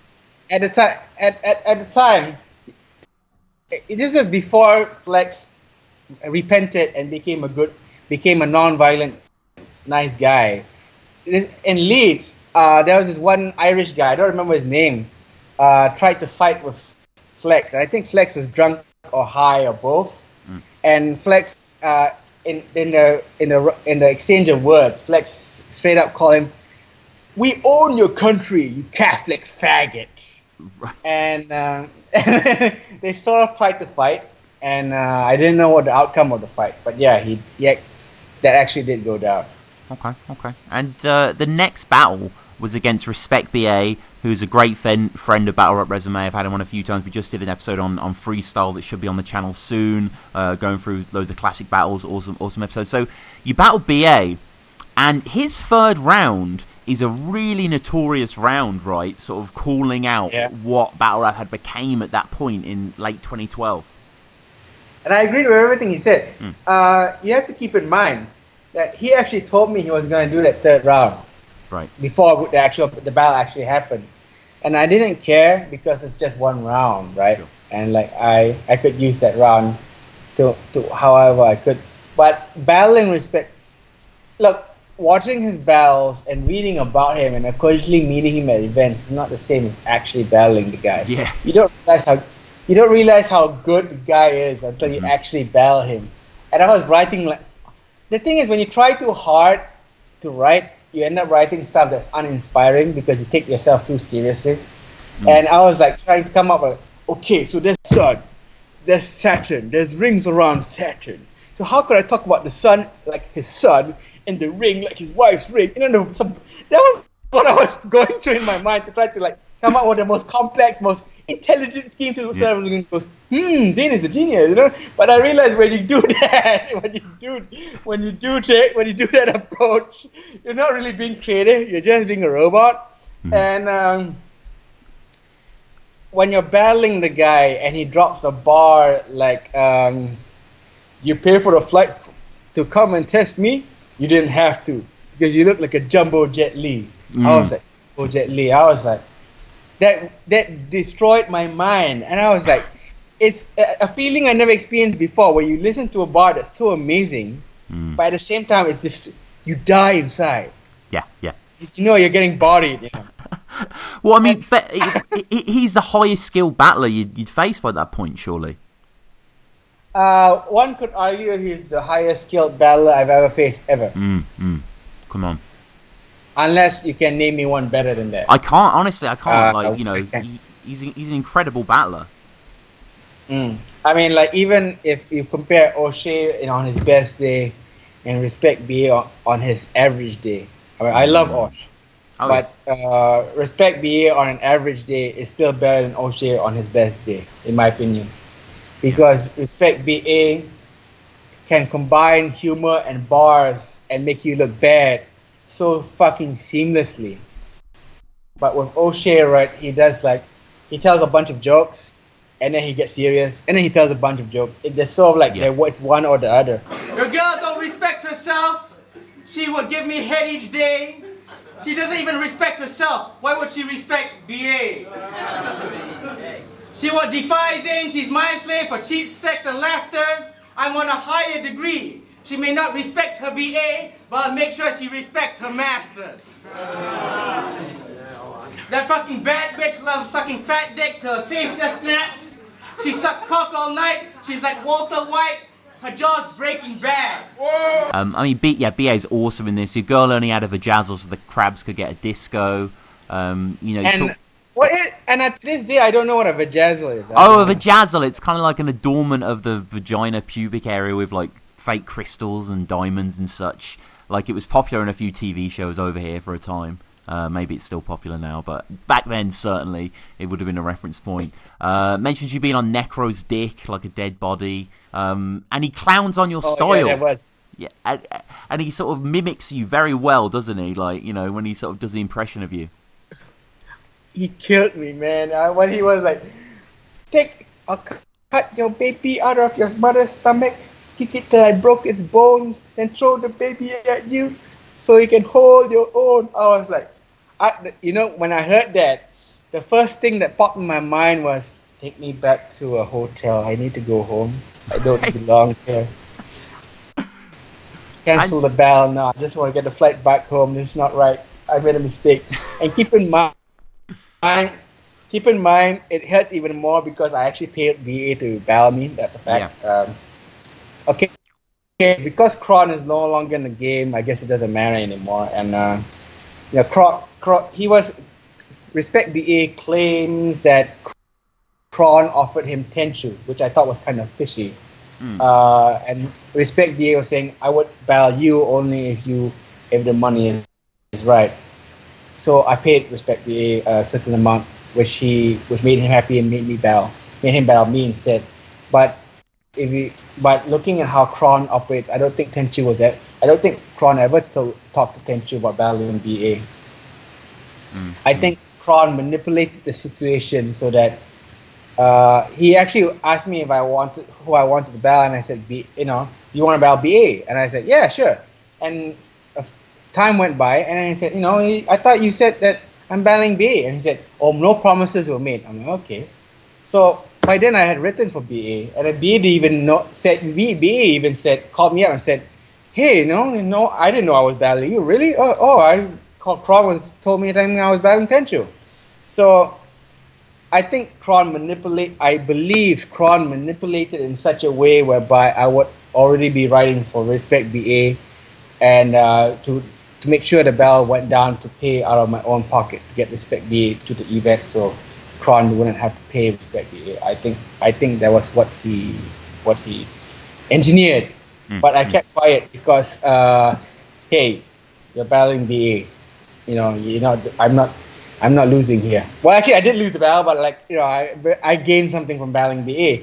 And keep in mind that it made me learn something in life, that it's necessary for you to battle someone who is great if you want to achieve some sort of greatness later on. Because unless you are defeated by someone great, you won't understand when it's up in your face. You know what I'm saying? You can watch videos of BA, you can watch BA, but battling BA, it's not the same. It's not. No. And apparently your friend asked his friend on Facebook for dirt on him? Oh, yeah. And I okayed that. And I okayed that. And this was at a time when I had no problem doing such things. But then as I moved on in life, I realized, BA was right. You should be more about the bars than this personal shit. And you should definitely research your opponents, but like, don't go that far because, I learned my lesson. I don't do that shit anymore. I don't get people to spy on other people Right. and all this other stuff. I used to do bullshit. Like I was in Australia and there was one guy who was on the dole and I just gave him cigarettes and he gave me the lowdown on so many rappers in Australia. Even Decoy, he told me. He Oh, wow. even told me the guy told me Decoy had cerebral palsy. I'm like, hey, how come no one's mentioned this shit? Fuck it. My first round, he's got cerebral palsy. Yeah. And I felt kind of disgusted that you're telling me, a foreign dude, all the dirt about your countrymen because I gave you a box of cigarettes. Mm, mm. And then but then as I grew older, I realized by giving him that box of cigarettes, I'm encouraging his betrayal. So I don't do that no more. And BA's third in general is both about you, who he calls the Britney Spears of battle rap, but also just this, this culture now that's less written, that's less freestyle. It's just more of a sort of, sheltered thing here that he attacks. He says thanks as well to the camera, which is great, and he takes the win. And from here, Zane, a little break from Don't Flop. Quite a long break actually, really, apart from the one demo training battle that came out. You were going to a few other leagues, including Ground Zero versus Wise Guy. Oh yeah, I was like, I'm finally in Canada. I will prove to Organic I am the greatest of them all, and I will be on the main channel. But it didn't go down like that, obviously. Okay. To get some context to the situation, the reason why I was stuck in the UK was because I couldn't get my visa to Canada in time. The Canadian embassy in Malaysia didn't give out a visa, and you either had to go to Singapore, which would take much longer, or I had to go to England, and it reportedly took less. But obviously that was not the case because they pushed my visa to Canada even more. So I was forced to stay in the UK until they got that shit sorted. Yeah. And I was supposed to go to World Domination 3 and go to like the Ground Zero there to battle this Mr. Conspiracy guy, but I couldn't get my visa sorted. And I hated God so much because I was stuck in England, I was homeless and all this other shit. I went through a lot of shit in England. But then later on I found out that the footage from Ground Zero and World Domination 3, some of it got fucked. So I guess God was telling me if I had gone, my footage would have gotten fucked, and it would have gotten fucked while I was battling Mr. Conspiracy. It would have been much worse because Uno Lavos even told me a few years back, don't battle Mr. Conspiracy to fuck up your brand, and I didn't listen to him. But on hindsight, he was right. I mean, no offense to Mr. Conspiracy. And eventually, when I did managed to get my visa sorted, that's another story. I went to the Canadian Embassy in the UK and in London, and I found out the guy behind the counter was the same dude from my international high school who fucked this girl I was in love with. I hated him ever since. And this dude is the deciding factor of whether or not I can get into Canada. Mm-hmm. I'm like, can you imagine adding insult to injury, bro? Yeah. Like this, can you imagine the dude who jacks someone, jacks the love of your life, and he gets to decide whether or not you enter Canada to world domination or whatever. It's like, I was like, I wanted to just punch him. But you know what? Things aren't as bad as they seem because he said, so what? It was awkward when he was like, so why are you coming to Canada, Zane? And the thing is, he knows that I know that the girl is in Canada as well. Mm-hmm. So it gives off the impression that I'm going there to visit her. When in reality, straight up, it's for world domination. And I said, vacation. Of course, you gotta lie. You don't want to get because I'm not getting a work visa. And he was like, okay, I'll see what I can do. He comes back, and he approved my passport. I'm like, I guess people do change. That moment made me realize people are capable of change. So I went to Canada finally to battle Wise Guy. I was supposed to battle Ellipsis. I don't know if that's how you pronounce it. Ellipsis? Yeah. Ellipsis. Yeah. And I was supposed to battle Ellipsis in Vancouver in his debut battle. And I missed the flight to there. So I had to stay much longer. Ran out of cash. I stayed at the hostel. I had many adventures in the hostel. And in England, I stayed at a fan's house and all sorts of bullshit, you know. And then finally I got to Canada and I stayed at this hostel, right, where there's like a double bunk bed and then I slept on top and the light is right above my face, bro. So every time someone comes into the room to fuck, to get a glass of water, they switch on the light, boom, it's right in my face. Right. And I'm like, I need sleep to practice my bars. Of course, God doesn't let me sleep. So I'm like, practicing my bars. This is Canada. I'm going to have the best bars ever. And because of LBA, I realized that you shouldn't try to be smart for the sake of being smart. You should just go, this is great, write this. Yeah? And the bars that were meant for Ellipsis, I used them for Wise Guy. Unfortunately for Wise Guy, anyway. And I wasn't there to fuck around. I was there to go, and although I fucked up a couple of times, I think I did overall pretty good in that battle, in my opinion. Again, a lot of battles on the home turf here, and one that got uploaded later for Don't Flop Training Days. When did you and Pamphlet team up against Villain and Prince Kong? Oh yeah, okay. Getting back to the 4 months I was in England. I don't know if we have time to detail all the shit that I was going down in England with me. Brief notes, bullet points, I guess. So sorry, bro. I was homeless and sleeping in front of Victoria Station for about 7 days. Right. And was like hitting me up, bruv, you come to Brighton, bruv. Yeah, we can party. And I'm like, okay. So I go to Brighton, take the bus there.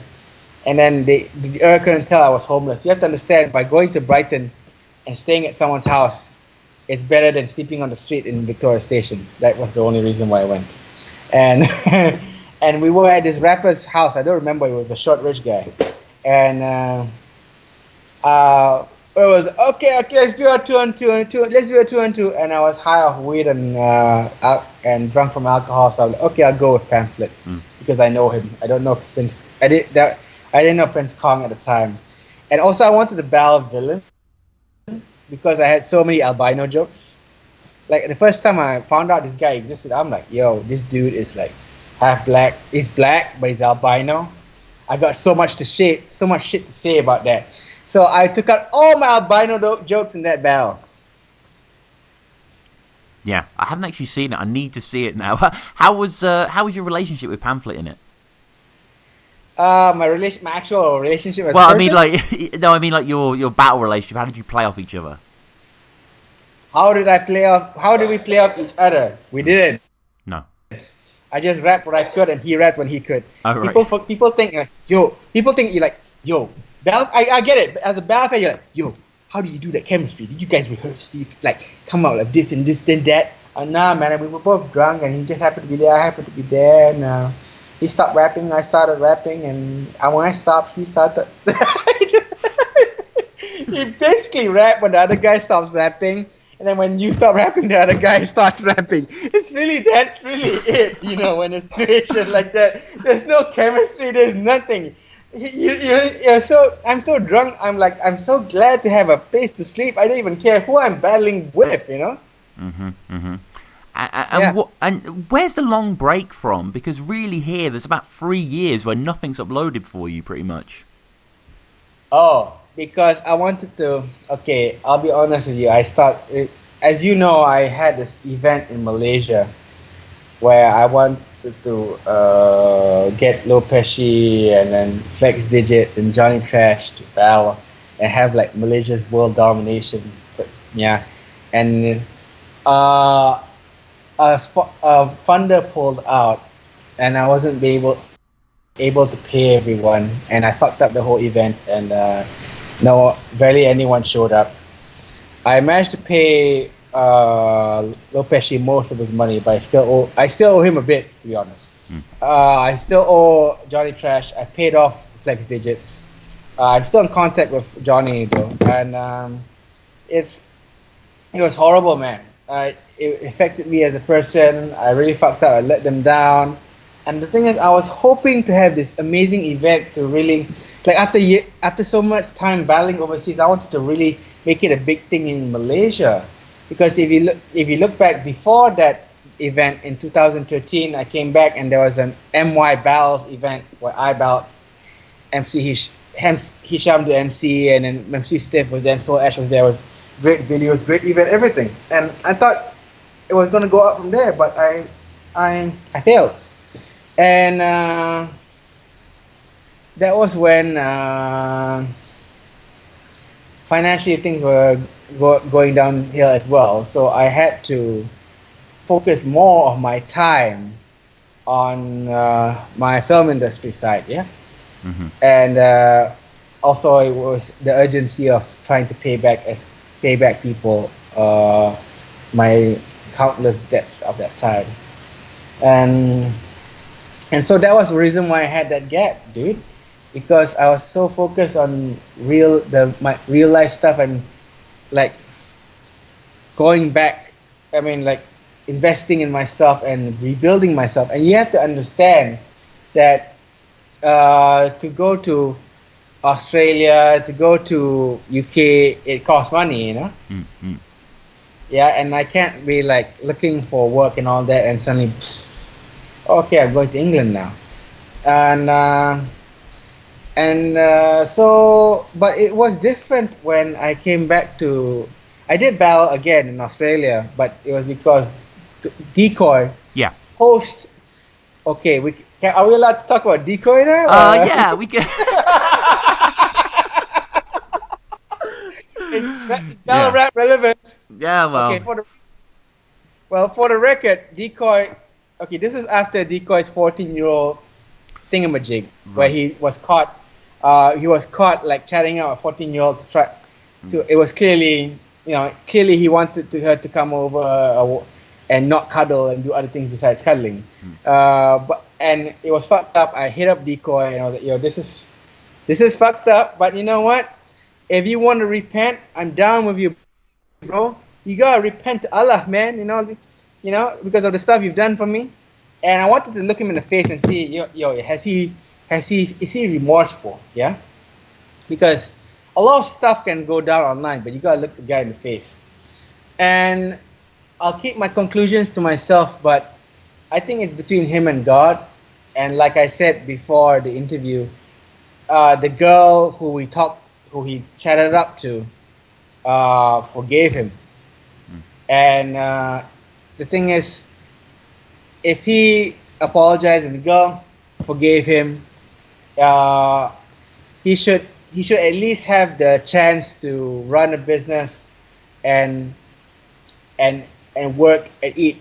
Take this into account, right? If let's say Decoy is not allowed to work, he's not allowed to run a business, then how is he going to feed himself? How is he going to pay his rent? So let's say now imagine he becomes homeless. Don't you think as a homeless Decoy he could potentially do more damage? Right. Yeah. If you're not going to put him in jail, making him homeless is even worse. So what's to prevent him from being homeless? To have him sustain himself. And for that, he's got to have a job, right? And he can run a business, right? Yeah. So the only that I think is valid is, he shouldn't be having events for kids under 17. I think that one's fair. Yeah. And he got me to shoot his events. He was good to me. He remember he flew me out to Australia to battle in a strip joint, bro. Mm-hmm. Yeah, there are pictures on my Facebook, and those battles are still online, where I battled Decoy. But because of the flack that Decoy is getting, that overshadowed my performance. So I wouldn't consider that my real comeback. And, my real yeah. Yeah, you're saying? Your comeback was 8th birthday, right? I consider that my real comeback, in my opinion. Yeah. Where we met actually and did a long interview that is still yet to be released, annoyingly. I'll be honest with you, bro. The only thing I regret about this interview that we're currently doing is that because we're not in the same room, the vibe is different, and there's so many things that could be done that are not done. Because when you were interviewing me live, Yeah. I was wilding. You were pretty crazy. You know? Yeah. You were And saying some because pretty outrageous shit, yeah. which I stand by, you know. Okay. And I remember Dean Holder, or what's his? Danny Oh, Jack, Danny yeah. Jack. Yeah, that guy, Danny Jack. Danny Jack was like next to me. I was like, "Yo, Danny Jack, sit next to me." Why? Zane, it's your interview. It's like this. Okay, you talking about Shonda Rhimes, right? It's like this. Facts. I have an Arab ancestor, you know, from my grandma's side. I'm like part Malay, part Chinese, but there's an Arab ancestor there, you know. So I'm technically part San nigga. I have the right to use the word nigga, and in Malaysia everyone says nigga. And then I said to Dean Holder, like, "Yo, yeah, I'm a San nigga. What you gonna say about it?" And he was shocked, like, "Oh my God, Zane said San nigga on camera." And then Big T was like, "Yo, Big T don't give a shit. He black. He don't give a shit if I use the word nigga. You know why? Because all it takes is for her to say, 'Hey, yo, I want you to battle Zane Azrai, bro. You know, 4,000 pounds, bro. You know." Big T was like, "Yo, big 4,000 pounds. I will battle that nigga. Yeah, let's keep it real. You know." It's only you white boys who are like offended by me saying that word. In Malaysia, we always say nigga. I remember saying that, and among other things, I don't remember the other stuff I was saying because I was on a train, bro. I remember saying, Yes. I remember was like, "Zane, how do you feel coming back to Dome Flop?" And I said the truth. Well, I reckon after 4 years, y'all forgot how whack I was, so it's cool to come back. And you cooked both Bear Solutions and Shonda Rhimes, and both of the battles annoyingly weren't put on the main channel. Okay, I hit up and was telling me the one with Bear Solutions. He said that Bear Solutions wasn't cutting it, which I didn't understand because I think Bear Solutions did a lot better than some guys on the main channel. Yeah.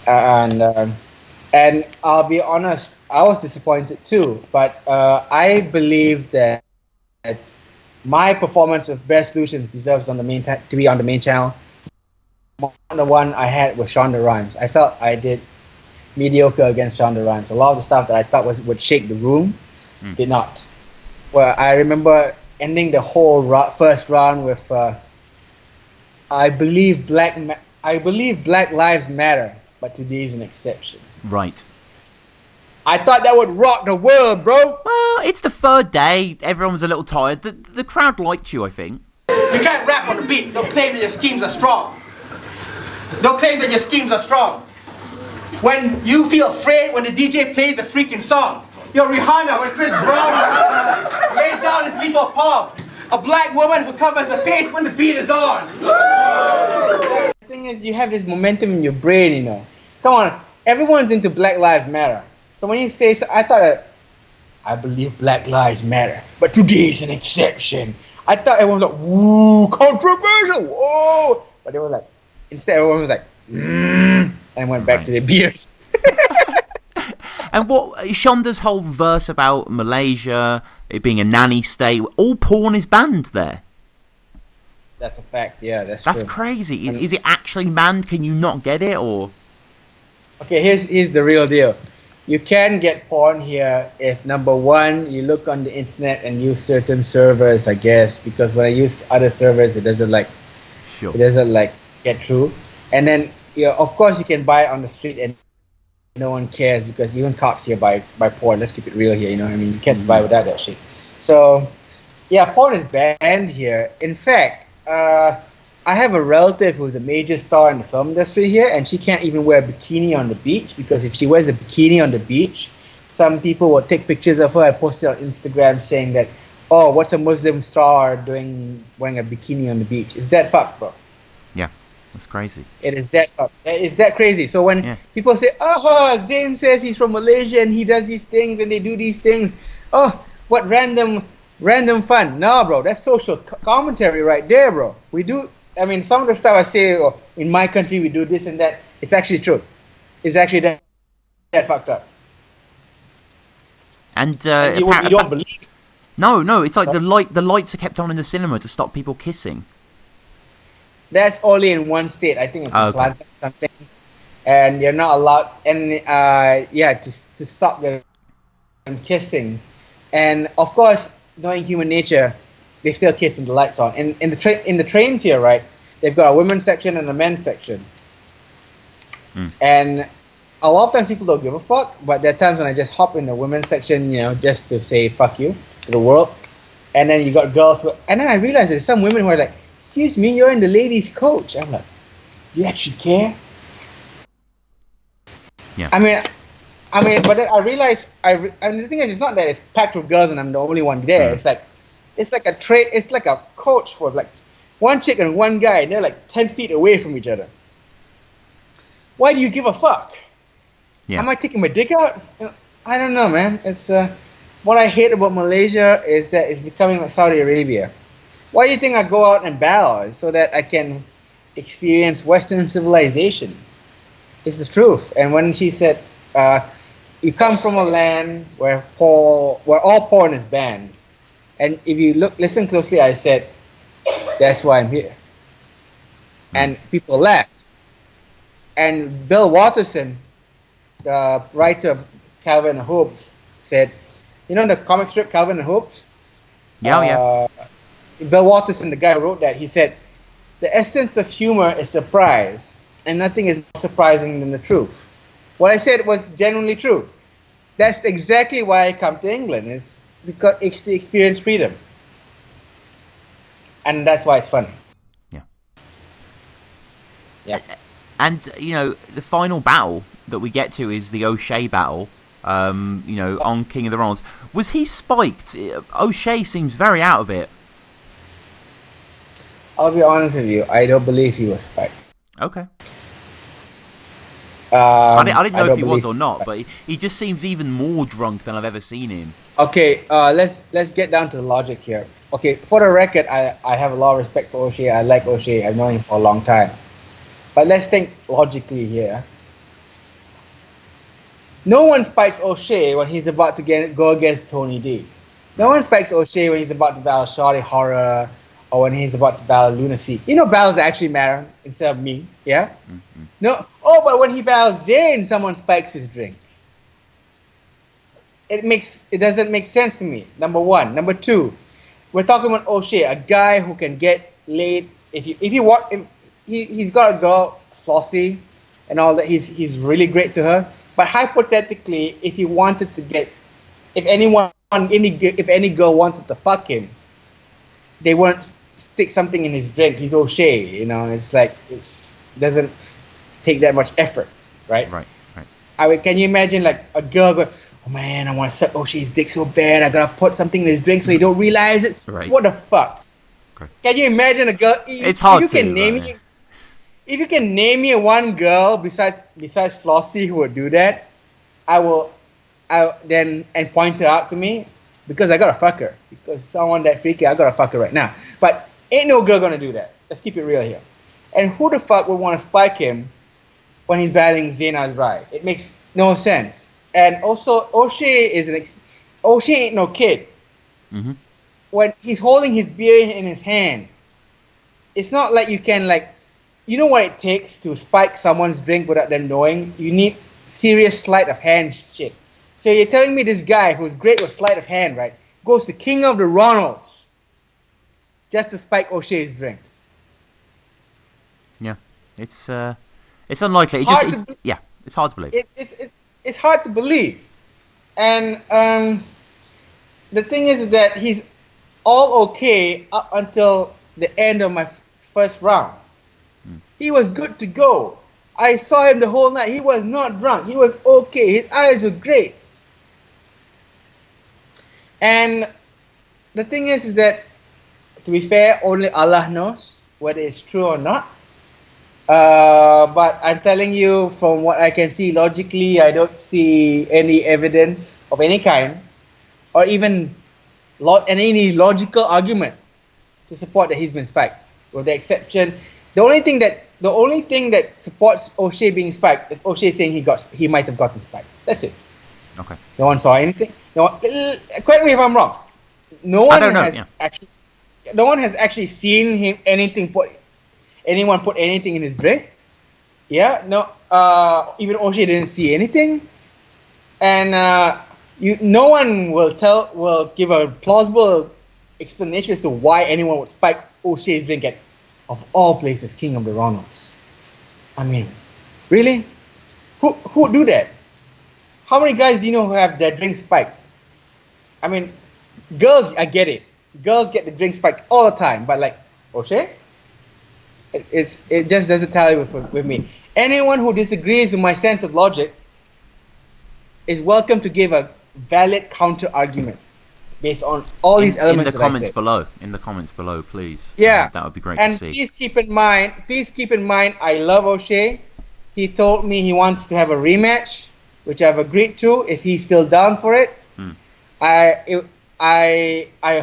was glad he was okay because I care about his safety more than the battle.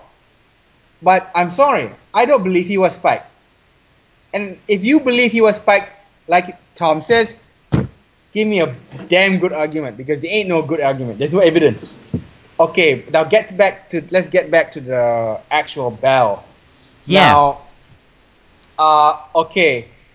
O'Shea says he's a big fan of mine. That I believe. But I think, no disrespect, I think what he does is he sort of like fast forwards to the funny parts, and he doesn't realize I've got actual wordplay. Right. Like I think, and I don't think he watches the whole thing of my battle, because anyone who watches every word of every battle that I've done would know that if I'm battling a guy whose girlfriend is rumored, there's no evidence. That's a fact. It's rumored to be fucking with other battlers. I go to town on that shit. You know I'm gonna go to town. You know I'm just gonna talk about that. You know I will go in. Yeah. This is the dude. This is the dude who said your dad's been dead for years, and you are known for your drug abuse and your alcohol addiction. You're known for that, okay?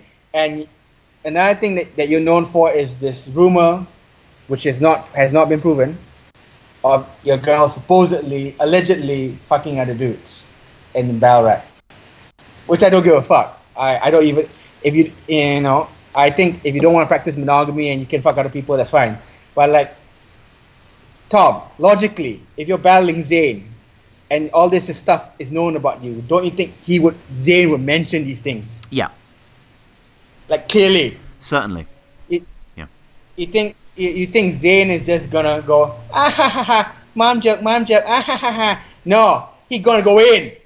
He will get to your soul to the best of my ability, because I think, no disrespect to O'Shea, but I think that's what people came for. That's what people came for. They wanted.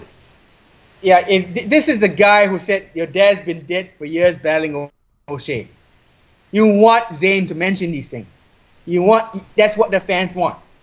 And if you watch, and then for me to, and the thing is that most battlers would say that would call Flossie a slut and all that. But on my own personal life, I've been in a non-monogamous relationship with a woman who changed my life. She used to be she's a former stripper. She's a Iraq war vet, and she's a great writer. And when you're dissing a rapper who's got a stripper girlfriend, you don't give a fuck. But when that shit is in your life and you see how that affects their lives, you cannot say it with the same conviction. Does that make sense? You grow up beyond that, yeah? So, and also I realized as long as I can fuck other chicks, I don't give a fuck if she fucks other dudes. It's only a problem when I realize that I only have a problem if a girl fucks other dudes and behind my back. But if I know and I'm allowed to fuck other girls, and it's not so bad. I realized it's not so bad. And so the angle I realized, I wanted to stay consistent to my new values. So the angle I was trying to go for was that Flossie has the right to fuck other dudes. Yeah? Mm-hmm. Yeah. And it has the right to fuck other dudes, and she is so strong for putting up with your shit. You notice when I said, like, you're just a stand-up comedian. Flossie's a stand-up human being. Right. And then everyone's like, Flossie. No one expected that. Everyone thought I would just hit on Flossie. But no, the angle was that Flossie is right for fucking around behind your back because you don't give her what she needs. That was the angle of the first round. And I worked very hard on that human evolution bar. From going on all fours to standing up like man's evolution chart. Yeah. I worked hard on that bar, bro. I was like, I gotta come up with a I fucked your girl bar that's like, because this is O'Shea. He's like the king of I fucked your girl bars, Mm-hmm. And what hasn't been said? The man's evolution. Okay, 6 positions. On all fours, standing up. What includes that? Evolution chart. And I realized no one's ever said the evolution chart concept. Boom, I went in there. And I tried to check up. This time I worked so hard for each bar to try to make sure that each one was hard hitting. I even the human shield bar with using his girl using his baby as a human shield, and that's why he came on his son's face. I wanted to out O'Shea without jeopardizing my principles. And after the first round, the fire that I saw in O'Shea before the bell was gone. He was like looking at me awkwardly, giving a little smile, and I just smiled back. And I thought, and he had this. The first thing that popped in my mind was, looking at his face was, oh man, you actually thought I wouldn't go there. Wow. I thought I got the impression that he thought I was just gonna tell all jokes, Mm-hmm. And then that's when what happened. And I was like, oh, this is kind of fishy, man. And then I went on with my second round. I felt kind of sad that he did that with what happened in his first round. He did apologize, but it did still hurt me. And then I went to my second round, and I asked the crowd, like, Liverpool, make some noise if you want O'Shea to die tonight. And there were some people like, nah. There was pain in the room, bro. Right. There was pain in the room. There was not like the Roman Gladiator arena that I knew from UK Battle Rap was not there that night. And then when I just went from bar to bar, and then there's the Pulp Fiction line. The Pulp Fiction line with the needle close to your heart, right? I was trying to come up with the dopest bar for him, And then I would come up with these multis. I would try to come up with the best multis ever leading up to that and stringing together. I wanted to prove that I could come up with these complex yet seamless, incredible rhyme schemes with the punchlines that I created. But I'll be honest, I felt it was all wasted because then O'Shea does his second round again, his first round again for the second round.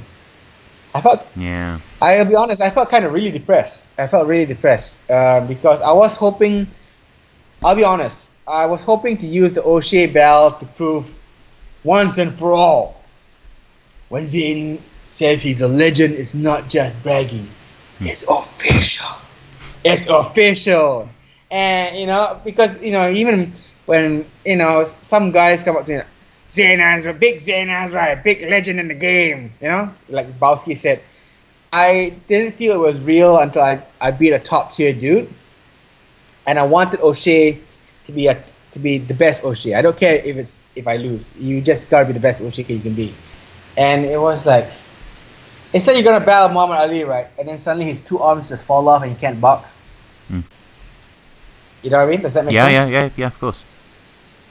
and it was I was very disappointed, but I was more concerned about his state of mind. I didn't want him to go off himself or whatever. And on that day itself, I was supposed to stay at O'Shea's place, but he was super duper drunk. So I ended up staying at this other guy's place, Sean DiCarno or something like that. I forgot his surname. And he was kind enough to let me stay in his hotel, and it was comfortable and all that. I was kind of depressed, man, because all the way in England, all the way in Liverpool, right, for that. And if you think about it, it was my there was my one battle for 2017, bro. That's crazy. Think about it. Yeah.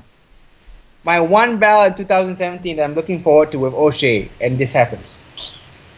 I mean, how do you think I would feel? I felt shit, bro. I mean, I'm not mad at O'Shea, but like, I felt shit. I mean, like, what at one time I go to Don't Flop 2017, this happens? No, not Don't Flop, UK Battle Rap. Yeah, sorry. yeah. Yeah. It's a shame, Anything man. else? No? It is a shame, but Anything in the pipeline? Are you going to be battling soon, or? okay, O'Shea says he wants a rematch, and I said okay, and I kept asking him if he still wants a rematch, and Flossie said, yeah, I'm sure he does. Organic is a nice guy, and he's actually nicer than I expected, you know. And I was hoping, and I talked to Liam Bagnall about I suggested the idea of having the O'Shea versus Zainaz Rai on KOTD UK, and I'm still awaiting a response, an official response, to be honest, because it would make sense for it to be on KOTD UK. What do you think? Mm-hmm. Yeah, I think so as well. I think you provide a good opponent there. Yeah. Yeah, I mean, you got the package there. You got O'Shea, you got me. I mean, what else could it be? Right? Yeah. Well, we will we'll wrap up with a few quick-fire questions, Zane. The first one. What's your favorite? What's your favorite battle? What's your favorite? Sorry, actually, let me rephrase that. What's your favorite Don't Flop battle? What's my favorite Don't Flop battle? Arsenal versus Shawty Horror. Right. Yeah, of course. On all levels. Yeah. My favorite battle to watch on camera. My favorite battle to watch live, which I was lucky to watch because I was still stuck in England. And if you think about it, right, it has everything. It's got the bars, it's got the showmanship, it's got the humor, it's got the gimmicks, it's got the personals, it's got the bouncer as a dirty dog. It's got everything in there. And I finally got to see Arsenal live on stage. And Shawty Horror live on stage. Battling. Come on, man. I mean, it just doesn't get any better than that, in my opinion. What about King of the Dot? Do you have a favorite King of the Dot battle? My favorite King of the Dot battle, that's a tough one. There's so many great battles, you know. It's very hard to pick one. But if I could pick one overall, it's Big K versus Immaculate. Amazing Big K battle, versus- right? Amazing battle. Amazing battle. But in terms of of emotional impact, the Cannabis battle. It was that guy, not Eek, George Kelly. Enigma. Enigma, yeah. Enigma. He said he paid for his flight to go there and buy a ticket, and Definition was laughing at him. And then Enigma said, "No, it was worth every penny. It was like it was like being there when the World Trade Center fell." Oh my god. And that's exactly how I felt. Cannabis was one of my earliest influences. It was my dream to watch him get into the ring officially. And then this dude comes out like motherfucking notepad, bro, in front of Supernatural. Yeah. I was like, it was the biggest tragedy in battle rap. But you know what? If you think about it, the reason why battles today have less views is because there's less drama. It's just more of guys with bars. Yeah, There's no yeah. storyline. There's no emotional impact. And in any great story, in every great format of storytelling, you have to have comedy.